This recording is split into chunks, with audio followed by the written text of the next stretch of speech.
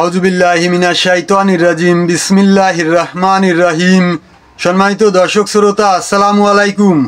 আশা করি মহান আল্লাহর ইচ্ছায় আপনারা সবাই ভালো আছেন। আলহামদুলিল্লাহ, আমিও ভালো আছি। আমি মোহাম্মদ জুয়েল মোল্লা। আমার ইউটিউব চ্যানেলের পক্ষ থেকে আপনাদের সবাইকে জানাই আন্তরিক শুভেচ্ছা, অভিনন্দন।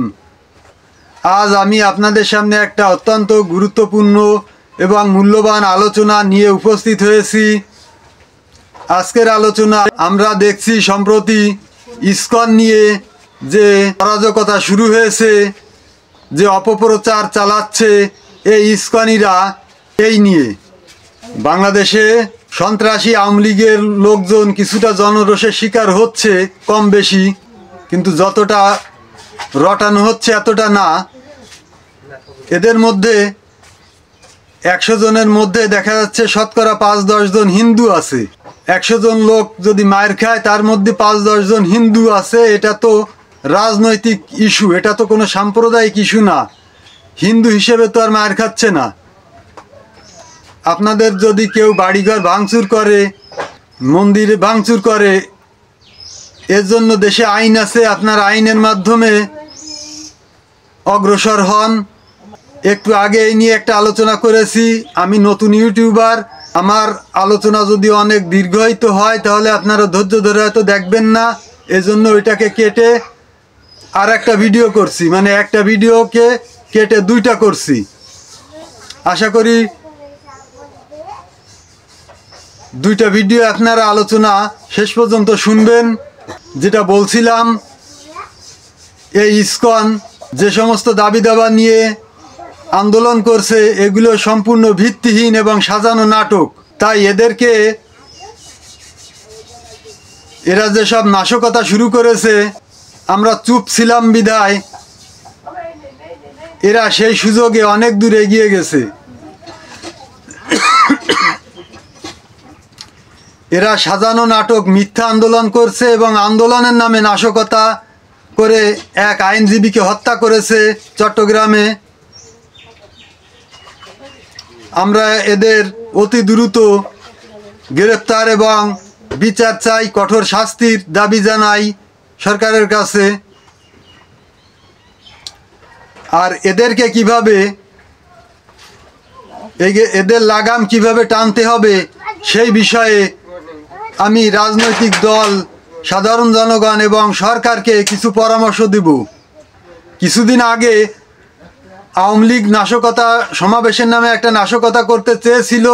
তাদেরকে জনগণ এবং সব ধরনের রাজনৈতিক দল মিলে পিটিয়ে ঠ্যাঙ্গায় উঠে দিয়েছে। তাদের সমাবেশ করতে দেয়নি, নাশকতা চালাতে দেয়নি। ঠিক এইভাবে রংপুরে তারা সেদিন সমাবেশ করলো, কিন্তু সমাবেশ করে ওরা কিছু উস্কানিমূলক বক্তব্য দিয়েছে, যেটা অগ্রহণযোগ্য, মেনে নেওয়া যায় না। কিন্তু এভাবে তো বেশি দিন চলতে পারে না। সেদিন আবার আইনজীবীকে হত্যা করলো। এভাবে বেশি দিন চলতে দেওয়া যায় না। আর দেশপ্রেমিক জনগণ, বিভিন্ন রাজনৈতিক সংগঠন, তারাও চুপ করে বসে আছে কেন? যে এদেরকে যদি মেরে উঠে দেওয়া হয়, সমাবেশ করতে দেওয়া না হয়, রাস্তায় নামতে দেওয়া না হয়, তাহলে সাম্প্রদায়িকতার গুজব ছড়াবে এই ভয়ে।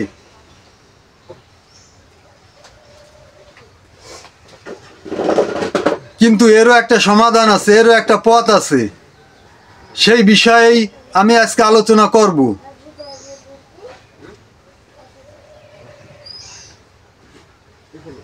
কিভাবে কি করলে, কোন পদক্ষেপ নিয়ে এগোলে আপনি এদেরকে মেরে উঠে দেওয়া যাবে, সেই পদক্ষেপ নিয়ে আজকে আলোচনা করব।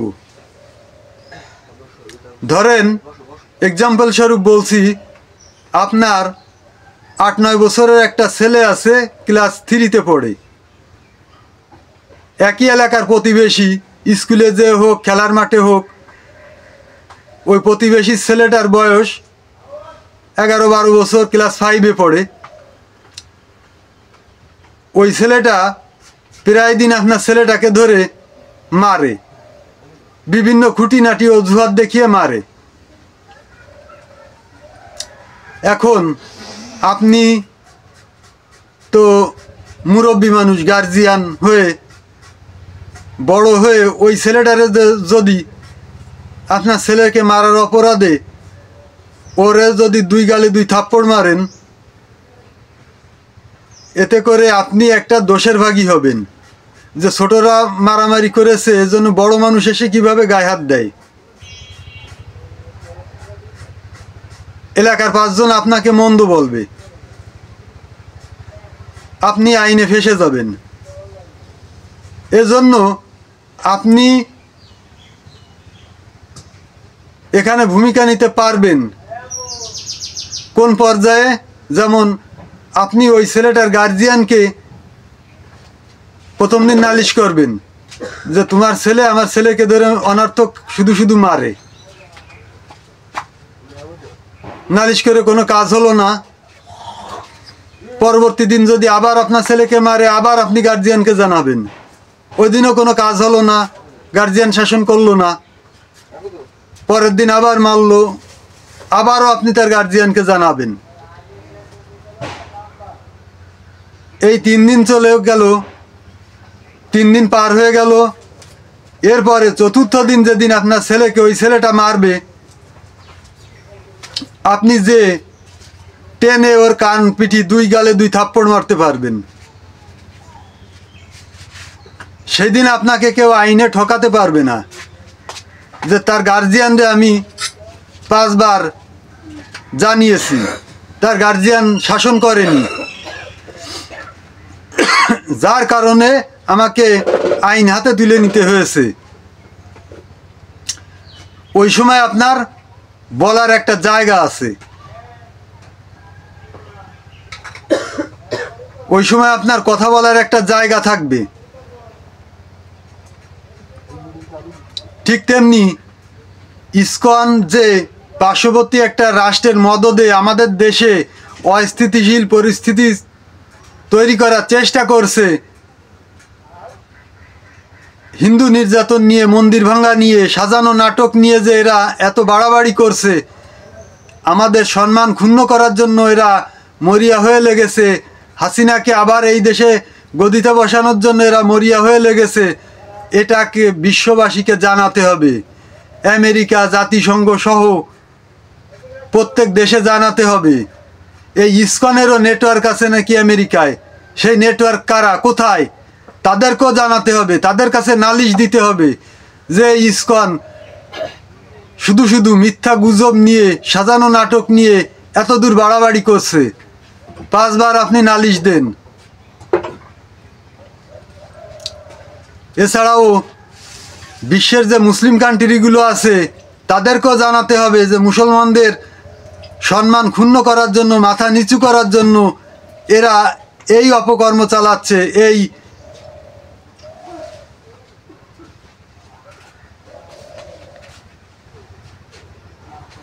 গুজব ছড়াচ্ছে। এটা সারা বিশ্বে জানিয়ে দিতে হবে, 1 বার থেকে 2 বার জানাতে হবে। তারপরে যদি কোনো প্রতিক্রিয়া না হয়, তখন শুধু এই না, এরা যে একটা জঙ্গি সংগঠন, এরা সন্ত্রাস, এইটাকে সারা বিশ্বের কাছে পরিচয় করিয়ে দিতে হবে। এরা প্রকাশ্যে দিনে দুপুরে এক আইনজীবীকে কুপিয়ে হত্যা করলো। কয়েক বছর আগে এরা একজন নব মুসলিম, এদের থেকে এক লোক স্বেচ্ছায় মুসলমান ধর্ম গ্রহণ করেছে, তাকেও এরা হত্যা করেছে। এই কথাগুলো সারা বিশ্বের কাছে পৌঁছায় দিতে হবে। এদেরকে একটা জঙ্গি সংগঠন বলে পরিচয় করানোর পরে তারপরে এটা করতে সময় লাগবে মাত্র 3 থেকে 7 দিন, বেশি সময় নেওয়া যাবে না। বেশি সময় নিলে সমস্যা, বেশি সময় নিলে এরা অনেক দূর এগিয়ে যাবে। তার আগেই এদের লাগাম টানতে হবে। সম্মানিত দর্শক শ্রোতা, আপনারা সবাই ভালো থাকবেন, সুস্থ থাকবেন, সবাই দীর্ঘায়ু কামনা করে আজকে এইখানেই শেষ করছি। আশা করি আজকের আলোচনা আপনাদের সবার কাছে খুবই ভালো লেগেছে।